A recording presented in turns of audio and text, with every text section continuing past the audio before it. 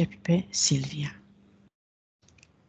Alături de spiritul ei o percep și e ca și când ambii vor să intre într-o legătură mai strânsă cu fizicul, mai exact cu mentalul obișnuit.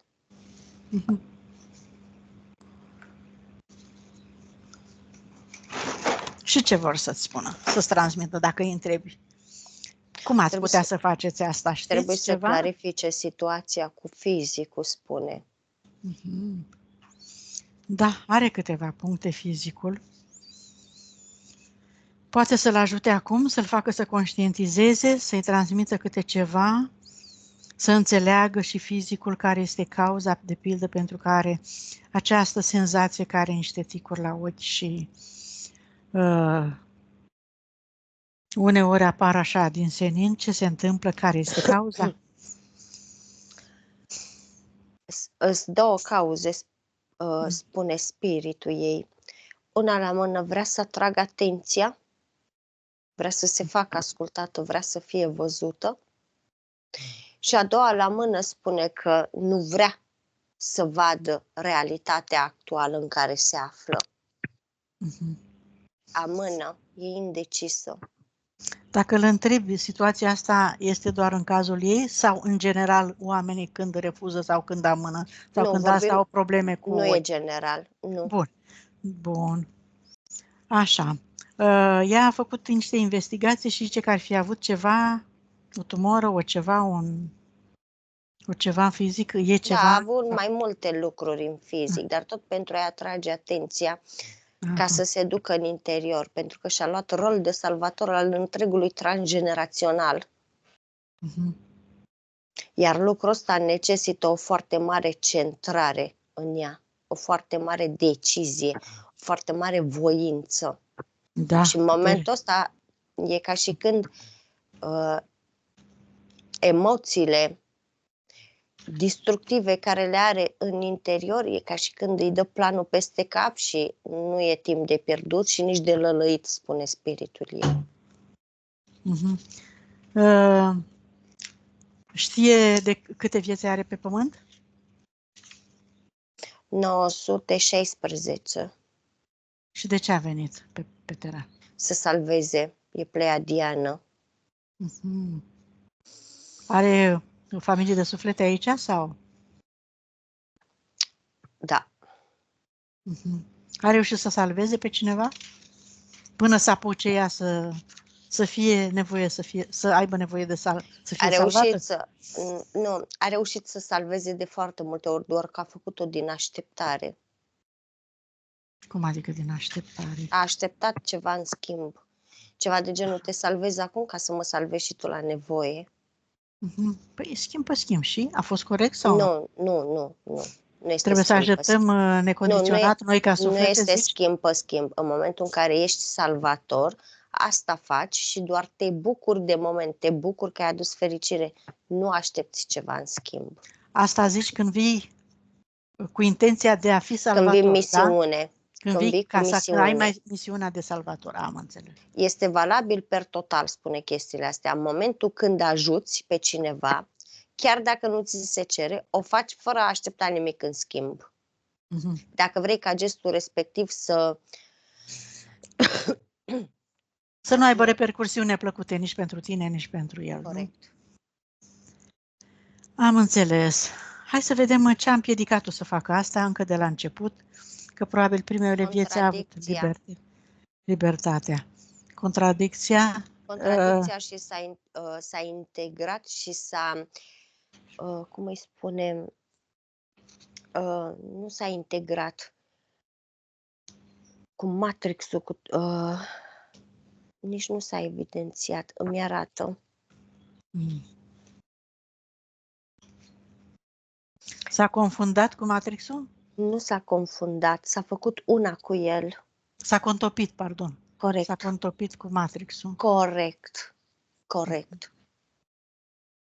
Până atunci a reușit să fie conștientă, să ajute, da? După aia?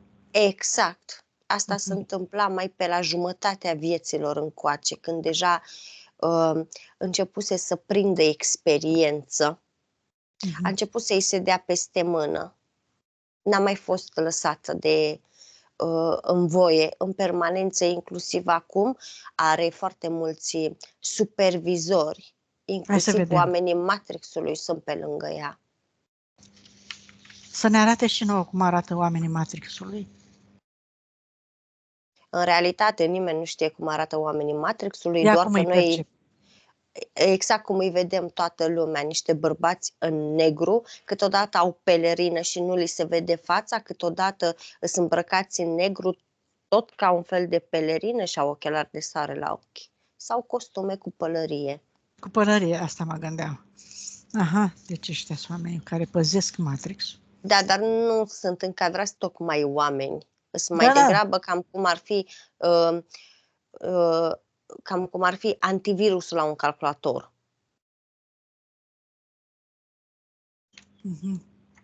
Adică îi păzesc ca Matrixul să se mențină, da? Corect. Corect. Și antivirusul e pentru ei, în beneficiul lor, adică în beneficiul Matrixului, ca să înțeleagă lumea. Ei sunt pentru Matrix cam cum e antivirusul la laptopul nostru. În momentul când cineva din Matrix începe să dea semne de trezire, începe să dea semne că se opune Matrixului, ei imediat se duc să scurt-circuiteze persoana respectivă și să o reintegreze în Matrix. Pentru că reprezintă un pericol pentru ei. Îți trebuie foarte multă voință ca să poți să reziști. Și de obicei, voința asta o poți să reziști în fața lor în momentul în care te cuplezi în colectiv. Colectivul e puternic, dar trebuie colectiv cuplat pe aceeași intenție de bunătate, de iubire, de dreptate, de uniune, fără gânduri destructive. Pentru că dacă în colectivul respectiv intră un gând destructiv, e ca și când faci breșă de intrare pentru respectivii oameni ai Matrixului în conștientul respectiv, în grupul respectiv. Perfect, explicați foarte bine, Maria. Deci ei sunt. Sunt, bineînțeles, invizibili, da? Pentru majoritatea oamenilor. Se pot face și vizibili, depinde de riscul care îl reprezintă persoana respectivă. Ei nu vor să se facă vizibili oricum, nu? Și da și nu, îmi spune spiritul ei. În funcție de cazuri, da. Bun, hai să vedem cine a mai fost, ce tipuri de creații au mai influențat-o în experiențele ei. Și acum, Silvia, te rog să dai și tu comandă ca să vină toate entitățile, să le chemăm Amaria, să vedem câți sunt, cu cine a colaborat, ce contracte a semnat și pe ce frecvență. Și cât număr până la 3, Silvia, dorești acum și aici să vină toate entitățile pe care le-ai întâlnit și cu care ai colaborat, din toate timpurile, din toate viețile, cu toate contractele, punctele, subpunctele, copiile, hologramele, amprentele, în totalitate, ca să le vezi, să înțelegi, să le alchimizezi, să le destructurezi, să-ți recuperezi toată energia, toată puterea și toate valorile tale.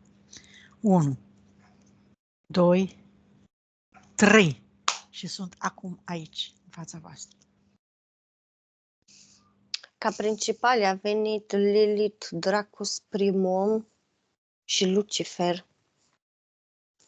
Dar ca secundari sunt foarte mulți reptilieni și draco-reptilieni, în special în jurul ei. Percep că și la magazine, dacă se duce, e ca și când ea interacționează foarte mult cu ei pe inconștient, să zic. Da. Pe durere, pe ceartă, pe împiedicare, pe piedică, pe agresiune, pe atac, pe fugă, pe luptă al Matrixului, iar durere, sacrificiu, sinucidere, șurghiun, abandon, o preliște, iar obsesie, iar durere și dezamăgire. Bine. Majoritatea sunt semnate în inconștient, adică partea subliminală spune că ea nu-și amintește decât de contractul Matrixului care l-a făcut cu primul om. Restul le consideră niște păcăleli.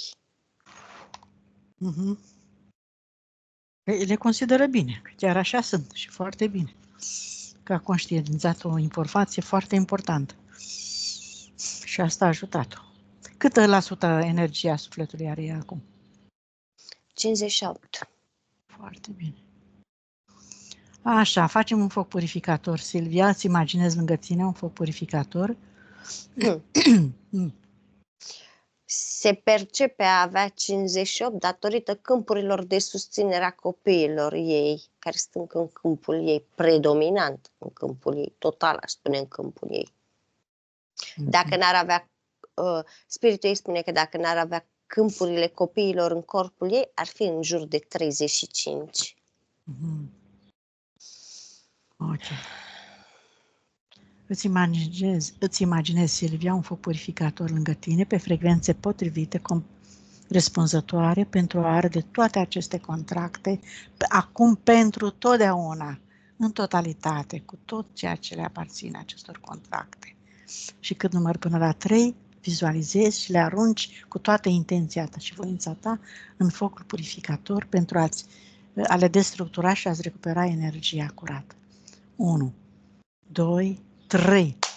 Acum, din scoarță în scoarță, absolut toate, se arde, se dizolvă, se transformă și se întoarce înapoi energia conținută în aceste contracte. Și îi lași fără putere și îi eliberezi și te eliberezi de ei, acum pentru totdeauna. Refuz să-i mai chemi, refuz să-i mai folosești, refuz să le mai dai acceptul să folosească de energia ta sau să mai transmiți mai departe copiilor sau nepoților ceva din aceste programe. Da, s-au ars, dar am rugămintea Ioana să încercuiești oamenii Matrixului și să-mi spui de ei la sfârșitul sesiunii. Da, știu că sunt păgăreți. Așa. Dublăm energia câmpului de lucru. Nimeni și nimic nu poate pătrunde. Zâdriși frecvența Amalia și continuăm cu... Vezi dacă au plecat toți și ceilalți draconieri și ceilalți, dacă au ceva pe... Da, au plecat, dar am ținut eu pe loc oamenii Matrixului și știu că am acceptul tău. Dă-mi un minut, atât. Da, sigur că da.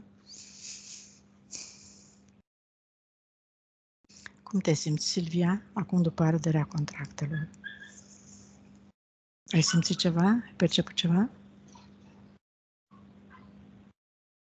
Da, sunt bine, mai încrezătoare.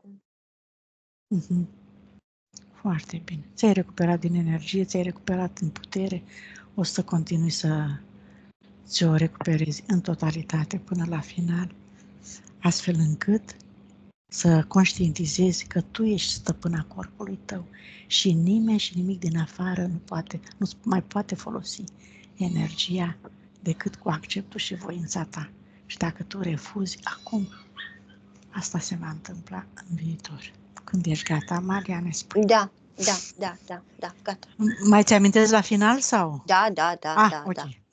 Bine. Hai să vedem dacă a mai rămas cineva în afară de... Așa, pe... chemați prin invocări și ceva? Nu a mai rămas nimeni. Le-am interzis eu gen să stea în câmpul nostru, dar... cum să spun, spiritul a spus că nu, una la mână, ei sunt peste tot, nu stă în câmpul nostru. E o chestie mai... Deci ce, au voie să intre, da, să străbată câmpurile toate, da. Așa?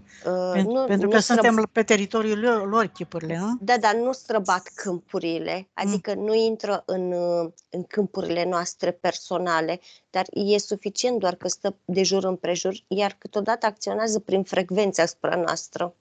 Și aud tot ce gândim, tot ce facem în câmpul Nu închis? aud. Nu aud Aha, tot ce bun. gândim, dar pot să influențeze din exterior către Da. câmpurile noastre. E tot un fel de influență, tot un fel de De manipulatori. interferență. De manipulatori și Exact. interferatori. Bun. Așa. Bun, dacă au plecat toți, da, lăsându-i pe ăștia la o parte, hai să... Și ăștia au plecat. Da? Bun. Da, și ăștia au plecat, dar am pus eu o protecție. Suplimentară. La 4 persoane am pus o protecție. De-aia ți-am spus, asta bun. o discutăm Da, după. da, pentru că i-am mai întâlnit și da, s-ar putea să fie nevoie. Da, foarte bine, am înțeles ideea. Ok, hai să mergem să o scanăm pe Silvia, să vedem ce au lăsat contractele astea. Toate implanturile, toate programele, toate emoțiile, toate traumele, toate frecvențele joase să le scoată acum. Oricât de vechi, oricât de bine ascunse, scoate-le la suprafață, Silvia, ca să poată fi eliminate. Are 3 capace peste chakra, cel de-al 3-lea ochi. Unul dintre ei are o culoare gri închis, dar este pus pentru ea. Restul aparține lui Iahve, unul aparține lui Iahve, unul aparține lui Dracos. Are la inimă un fel de, arată cam ca un sâmbure, cam ca un sâmbure de caisă. În momentul când se deschide sâmburele ăsta, e ca un fel de, pe exterior e magnetic, pe interior e ca și când trimite din inimă să țină persoanele la distanță. Dar nu ține doar persoanele la distanță, percep că o împiedică să capteze și frecvențele benefice ei. E ca și când ea funcționează din întregul ei. Da, altceva. Palpitații și agitație în somn și oboseală îi conferă implantul ăsta. Îi percep o cruce desenată, o amprentă a unei cruci, dar mi-a dat senzația că e desenată, dar nu este desenată, este implant în vârful capului ei, dar laturile mici ale crucii percep că au momente când se strâng. În momentul când se strâng, asta înseamnă că îi împiedică conexiunea cu sursa pură, cu frecvența sursei pure, dar totodată e ca și când îi ridică ochii în sus. Știi? Ca și când o trage așa de, nu neapărat doar de sprâncene, o trage și de perciuni, așa, în sus.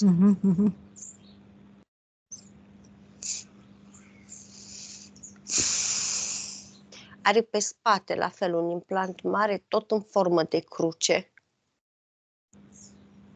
Îi duce pe toți în spate, e ceva de genul...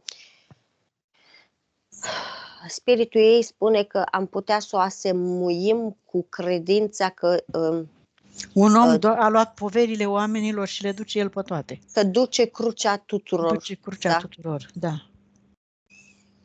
De acolo dureri de spate, de acolo presiune în spate, de acolo senzație de greutate în spate, de acolo senzația de mâncărime a spatelui, de acolo frisoane pe spate, frisoane exagerate. Dar cum să spun, crucea asta lungă pe zona coloanei ei, e, cum să spun, e de unde începe de sus coloana vertebrală până unde se termină, la coccis. Adică toate chakrele după spate, toate sunt blocate, atât în emisie cât și în recepție. Ea le folosește, percep doar pe astea după față, iar astea după față au energie stagnantă, au energie grosieră și nu se pot încărca suficient. Nu are timp să stea în meditație ca să se încarce suficient. Nu are timp să stea suficient, de fapt nu-și face timp să stea suficient cu atenția pe ea, spune spiritul ei. Da, le scoatem pe ambele și le aruncăm în focul purificator. Le destructurăm acum pentru totdeauna. Iată unde era atâta energia ei. Da, Da. paraziții astrali îi percep în toate meridianele. De acolo senzația de gol. Și nu neapărat gol în stomac, gol în gât sau nod în gât, gol în stomac, gol în abdomen, gol. Are o senzație de gol, că nu se umple, că nu e suficient. Că nu e suficient. Da, da, da.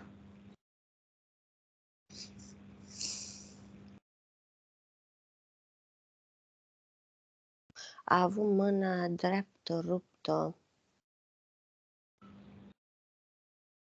Dar nu mi-arată, percep cicatrici pe mâna ei dreaptă. O fi În special de la... de nu mult. mi-arată, dar probleme cu dreapta a avut garantat și în copilărie. De la cot la degete, toată porțiunea. Îi percep cicatrice atât pe os cât și pe piele.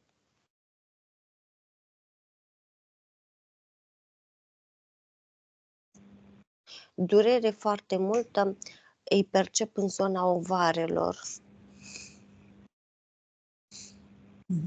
Dar eu provoacă un implant în rinichiul drept. E un implant în formă de lamă. Nu este atât de ascuțită ca să taie, este mai degrabă bontă, cât să-i provoace disconfort. În fizicusturime, aș zice oarecum probleme cu piciorul drept, dar nu sunt probleme grave, cât mai degrabă deranjante. Că e amorțeală, că e senzație de umflare, că îi provoacă disconfort și pe piciorul drept. Și oricum o împiedică foarte mult la a înainta. E teamă să schimbe locul de muncă, e teamă să schimbe țara, e teamă să lase persoanele care nu-i sunt benefice. Asta face implantul ăsta. O ține pe loc. Să nu ia decizii. Corect. Da. În ficat îi percep ca un...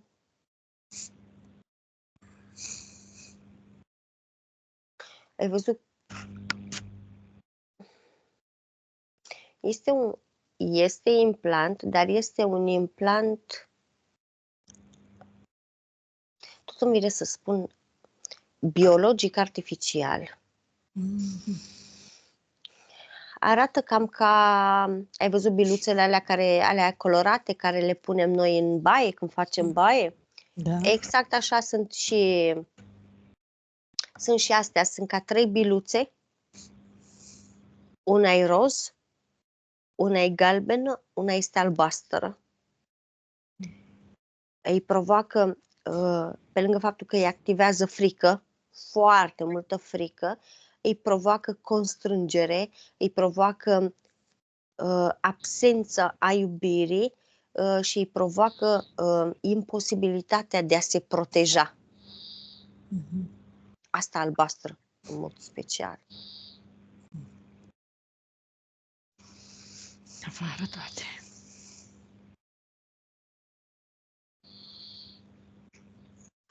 În plămâni are compresie de vinovăție, compresie de neînțelegere, compresie și stagnare cu somatizare de durere, de jertfă și mai e una aici, și de amărăciune.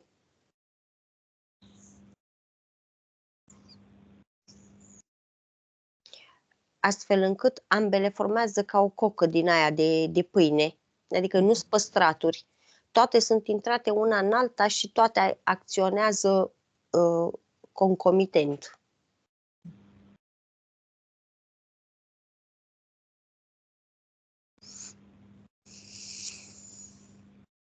Nu, da.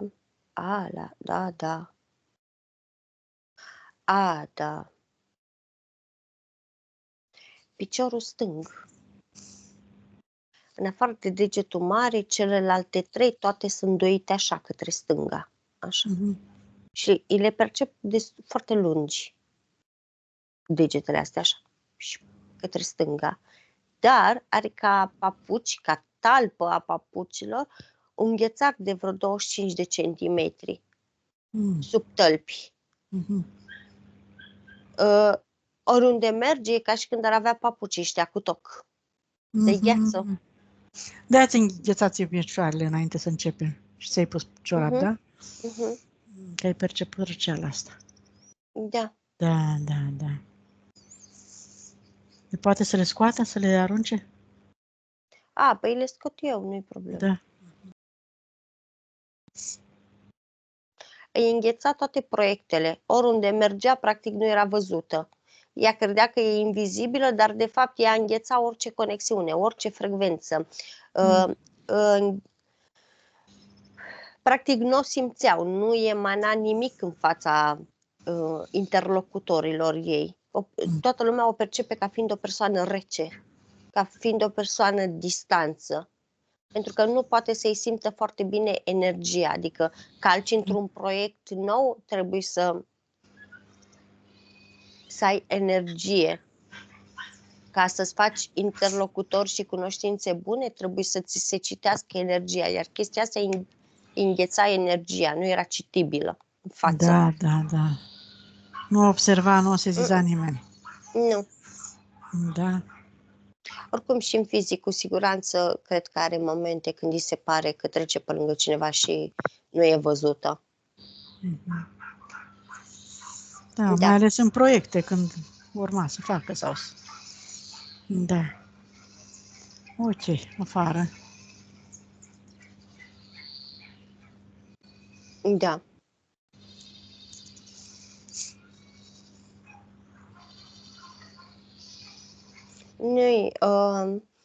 Nu, m-am uitat la cap. Nu-i percep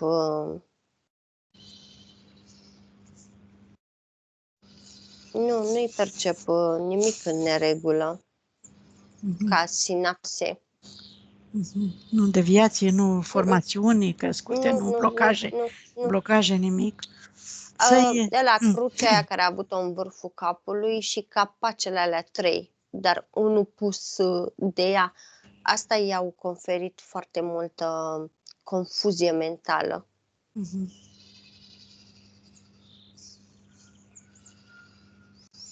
Bine, se înțelege de la sine că nu putea să creeze sinapse noi. Da, că nu putea să-și folosească deciziile, voința, proiectele. Să scoatem undele de formă din emisfere, să eliberăm bine emisferele dacă toți sunteți acolo, să curățați bine, să echilibrați, să îmbrățișeze, să comunice de acum încolo și partea dreaptă cu partea stângă și fizic și perceptibil și în tot felul. Și hai să curățăm și linia de potențial de suferință. Confuzie, abandon, nevoia de fugă, foarte multe linii de potențial cu astea. Da. Da. Mai scoate și mai târziu să curețe și să-și propună acum tot ceea ce ți-ai dorit dintotdeauna să rezolvi, Silvia, și n-ai reușit, iată, ai fost blocată în proiectele tale, în deciziile tale, relația cu soțul, să se clarifice cu părinții, să te ierți, să cureți cu casa, locuința, cu serviciu, cu sănătatea, tot ce-ți dorești. Să pui pe această linie de potențial, deconectarea de la egregoare și conștiințe colective, astrale inferioare. Da. Și aia, cum se chemăm, persoanele din prezent, să curețe și să taie cordoanele, să le transmită informații, Să vină sora, părinții, soțul, copiii nu. N-a venit sora, a venit frate. Ce are frate, pardon? Frate are, da? Da. Și toți care sunt de când s-a născut până acum, colegi, prieteni, vecini, persoane pe care le-a întâlnit. Să curețe. Silvia, spas procesul de iertare, vă iert, vă accept și vă eliberez acum pentru totdeauna. Tot ce am creat greșit la adresa voastră cu gândul, cu vorba și cu fapta, aleg acum să destructurez, să șterg, să anulez cu energia mea înaltă, de cea mai înaltă vibrație. Vă iert, vă accept și vă eliberez. Și să vedem părinții dacă au ceva să spună, dacă... Da, mama poartă Supărat. durerea întregului transgenerațional și eu tot arată ca să-i reamintească misiunea. Mm. Adică mama plânge și-a plâns pentru tot transgeneraționalul. Iar tata percep că are și el umbrele lui, dar tot așa îi arată cum e să fie puternică, îi arată cum e să fie autoritară, îi arată că trebuie să... Dar e tot un fel de reamintire. Mm. Tot comportamentul părinților a fost să-i reamintească misiunea, spune spiritul. Mm. Să ajute, pentru că a venit cu misiunea să ajute și iată n-a putut, că a fost împiedicată și acum a rămas restanță, Exact. ca să zicem așa. Nu a rămas restanță, dar Datoare. ceva de genul, spune spiritul ei, cu cât îți îndeplinești misiunea mai repede, cu atât îi ajuți și pe ei și te ajuți și pe tine. Acum să înceapă deja cu transmiterea informațiilor, să-și cheme spiritul, să caute adânc în nucleul sufletului lor, să-și caute valorile, originile, calitățile, talentele, puterea, iubirea, să-și cheme spiritul. Doar așa se pot Soțul ajuta. E karmic? este karmic, dar e, cum să spun, îi se subminează autoritatea, dar asta o spune de fațadă. În realitate, în spatele măștii ăștia de ei se subminează autoritatea, îl percep ca fiind foarte moale, ca fiind ceva de genul se dă bărbat, dar el de fapt nu e bărbat. E slăbuț, nu?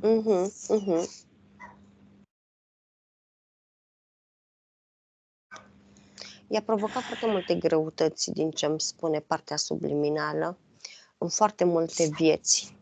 E ca și când a fost un întreținut, e ca și când a fost o greutate pentru ea. E ca și când de fiecare dată, în fiecare viață când a avut copii, dăm un exemplu, ea n-a avut 2 copii, întotdeauna a avut 4 copii, pentru că el a făcut cât încă 2 copii. Iar chestia asta i-a provocat ei, pe lângă faptul că i-a îngreunat misiunea, i-a provocat foarte multă frustrare interioară, i-a provocat foarte multă furie, i-a provocat foarte multă nevoie de răzbunare, nevoie de a-i da o lecție de cum e să fie bărbați. Astfel încât ea a crescut foarte mult în energia masculină. Da. Și fratele e de completare, dar tot așa și el a trebuit să primească pedepse în viața asta ca să-i reamintească ei misiunea. E ca și când fratele cu părinții au făcut front comun să-i reamintească ei misiunea.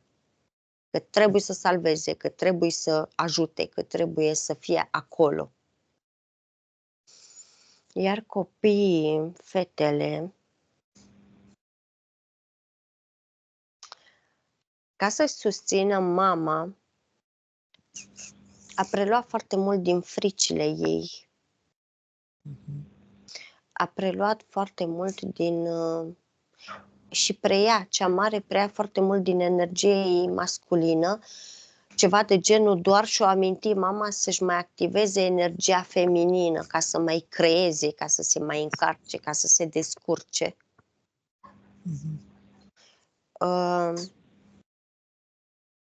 percep fata cea mare că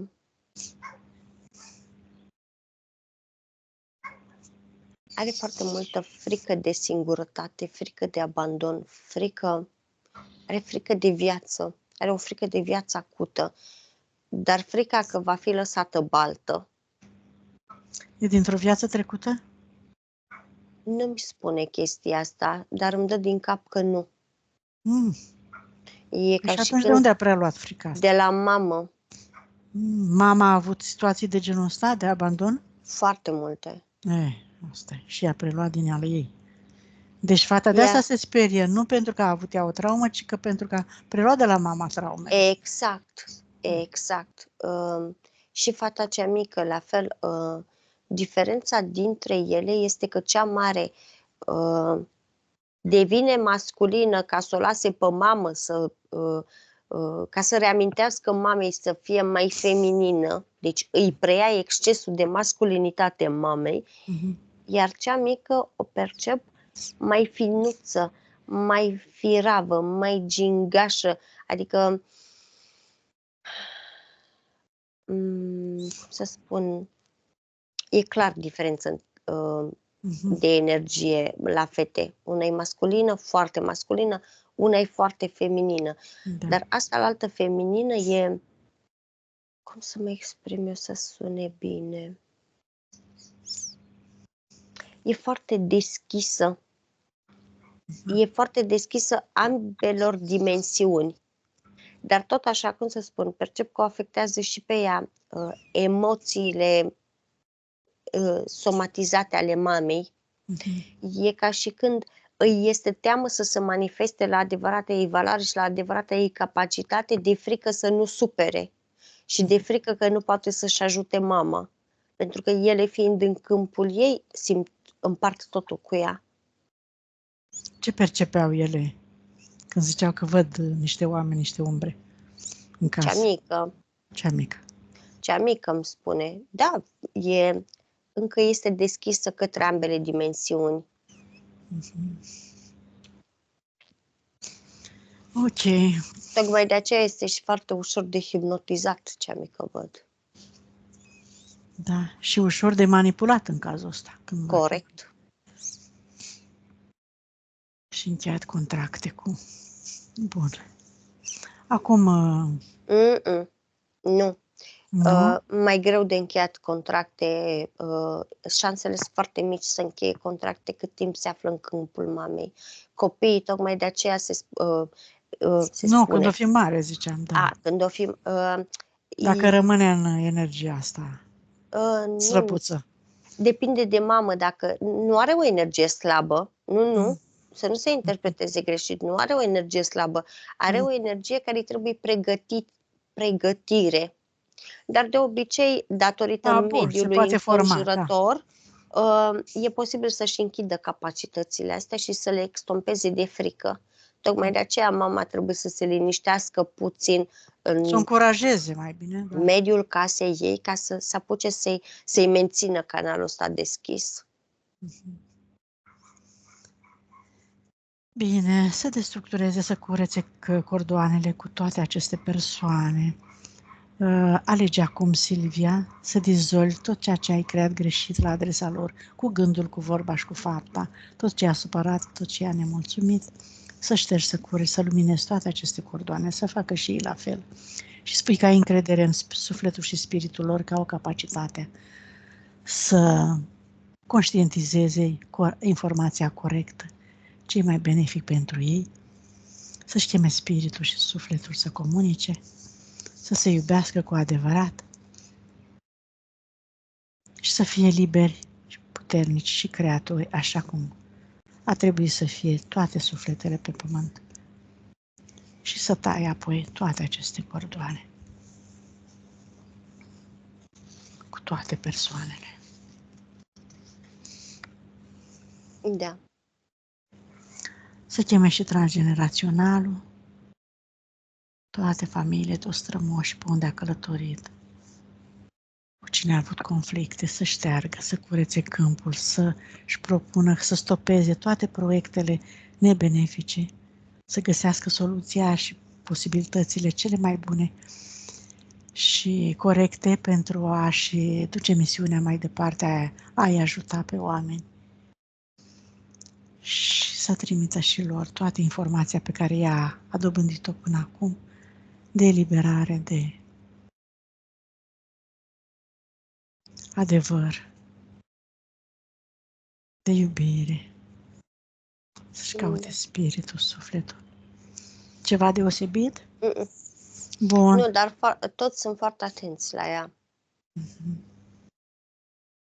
Iată că a reușit ea să conștientizeze și să le transmită informații și să taie cu toate cordoanele și să pună stop tuturor comportamentelor greșite de acum încolo, generațiilor următoare, să șteargă tot trecutul nefavorabil. Acum curată și liberă și merge mai departe. Să taie cordoanele, bineînțeles, și să merge mai departe. Ea zice că este în comunicare cu spiritul ei. Și cu sufletul, da. Și cu sufletul, foarte bine. Silvia, spune să-ți dea un semn pe corp ca să-l percepi și să știi că este lângă tine, să înțeleagă și mentalul că este parte din tine și este singurul care te iubește cu adevărat, care te ajută cu adevărat, care te poate susține, cu care comunici de acum încolo în experiențele tale și spune-le dacă percep ceva, dacă nu merge mai departe.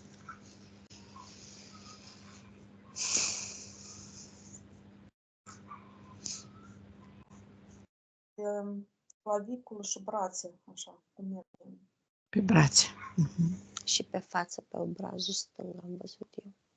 Mhm. Drept, pardon, scuze, drept, nu stâng.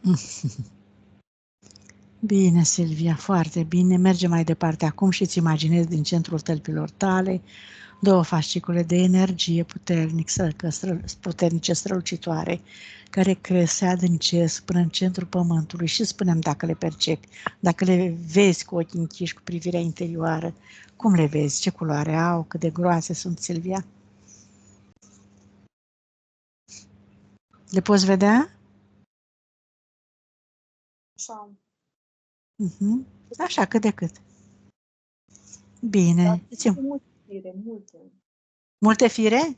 Da. Foarte bine. Sigur, pot fi foarte multe fire, pot fi unul gros și mai jos să se ramifice, fiecare cum le percepe, către energia pură a pământului, se adâncesc și se întâlnesc acolo, se unesc cu această energie și simți dintr-o dată o stare de plenitudine, de bucurie, de armonie.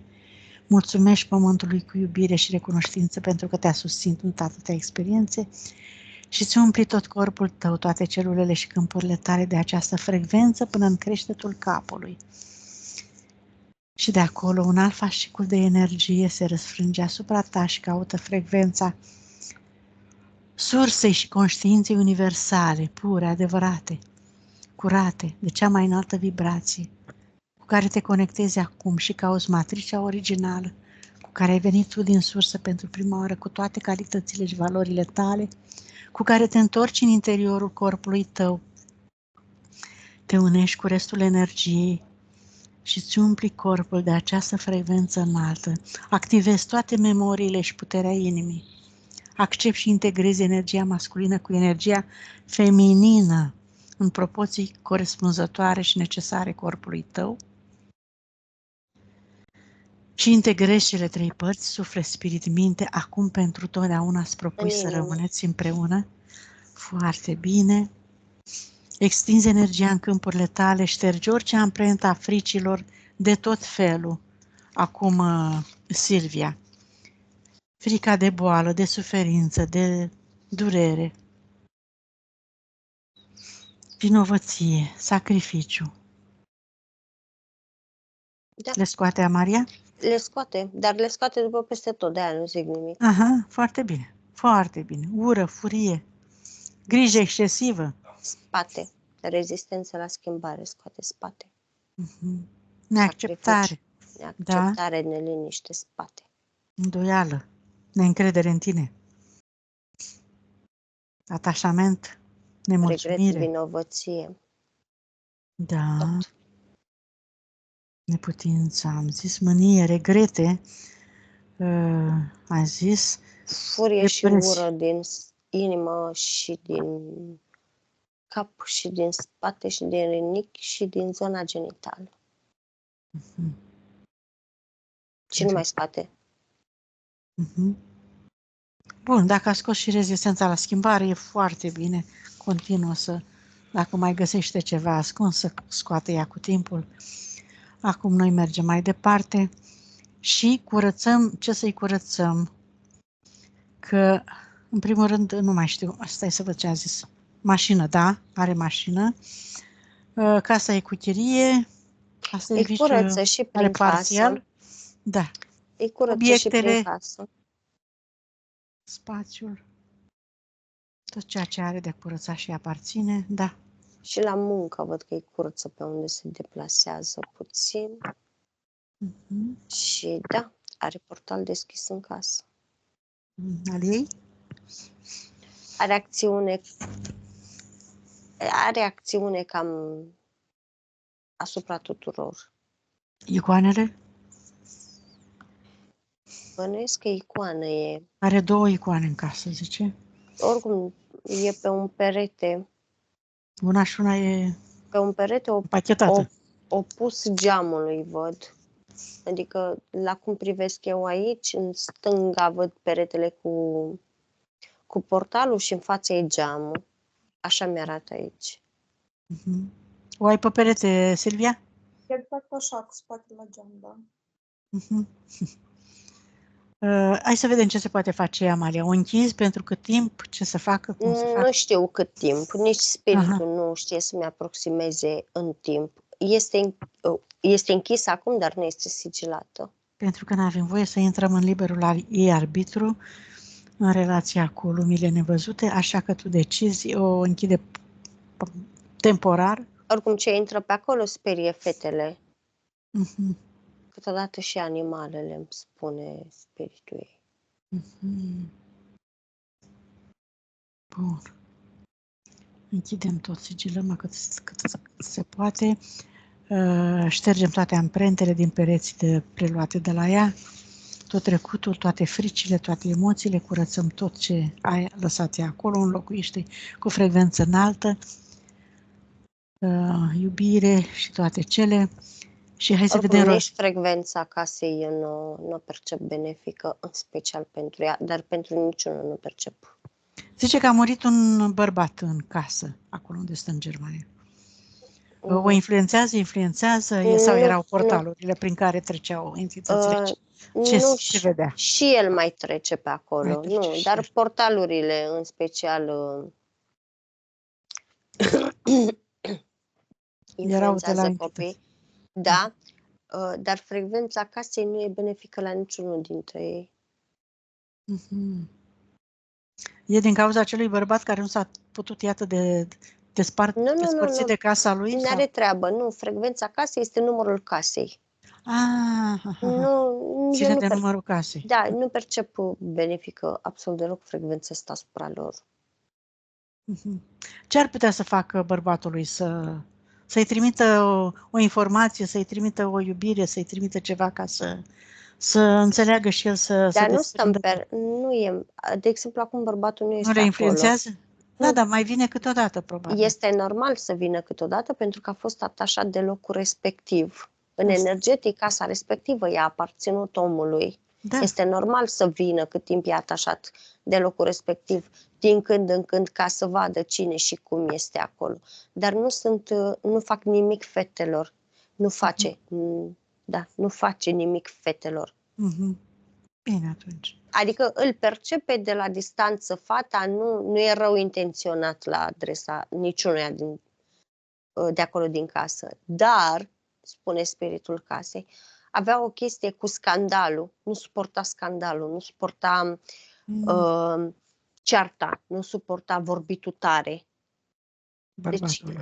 Bărbatul respectiv, da. Deci dacă vreodată va fi o ceartă sau vreun conflict sau dacă au fost certuri sau conflicte în casă, spune că de fiecare dată a intervenit. Iar spiritul casei nu s-a opus pentru că a fost o relație foarte ok între bărbatul respectiv și spiritul casei. Și e ceva de genul atâta timp și spiritul casei iubește liniștea și îi place armonia. Tocmai de aceea, dacă vor începe certuri în casa aia, nu vor mai putea sta în casa aceea.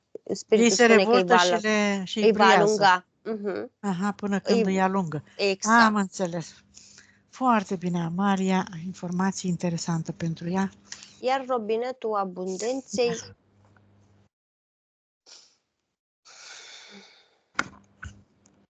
are legătură foarte mult cu deciziile pe care le ia, cu încrederea în care ia decizii, cu voința de a lua decizii. Beneficiul să stea în Germania cât este? Nu mai știu dacă te-am întrebat. Nu m-ai întrebat, dar nu-mi duce la... Prima dată a fost 35 și mi-a scăzut undeva la 40 la 4,0. Mă rog. Deci nu e... Beneficiul să plece în România? Acum în noua energie? 11, 14, 13. Oh. Și atunci, în altă țară, beneficiul nu contează care. În afară de cele două. Cea mai bună beneficitate mi-a dat pentru Grecia, dar pentru estul Greciei mi-a dat 76. Dar la ea, cum să spun, vezi că la ea nu s-a măsurat România, vezi că la ea s-a măsurat Moldova. Pardon, Moldova, da. Moldova, cât are pe Moldova, da. Nu, 14, 13, 11, nu. Aha. România are beneficitate cât de cât ok. Ar fi undeva la 47, dar nu. Grecia, estul Greciei de cea mai mare beneficitate. Bine, cât s-a recuperat din energia sufletului? 98. Nu știu, nu mi-ai spus de robinetul abundenței, dacă îi recomandă ceva ca să-și deschidă robinetul abundenței, că era cam închis, cred că n-ai apucat să termini. Relația cu părinții, dar nu neapărat să vorbească cu ei, să-i înțeleagă. Și să-i accepte înăuntru ei să înțeleagă. Și să le mulțumească pentru toată reamintirea pe care i-a adus-o, pentru că, în realitate, niciunul n-a fost rău intenționat la adresa ei. Tot ce au făcut ei, au făcut doar pentru a-i reaminti misiunea. Pe misiunea asta ea are de înțeles multe, dar, în sfârșit, altă dată. Conștientizare cât are? 83%. Metabolizare? 9 zile. Să mai uit. Așa, relația. Copiii am atins cam toate. Gata, s-au atins toate punctele. Silvia, noi am încheiat, dacă mai ai ceva de adăugat, dacă nu, facem finalul. Ne dai acceptul să publicăm? Da, mulțumim. Ești ok? Cum te simți? Ai perceput lucrul cu energia în corp? Da, foarte. Te-ai regăsit în descrierile Amaliei? Da.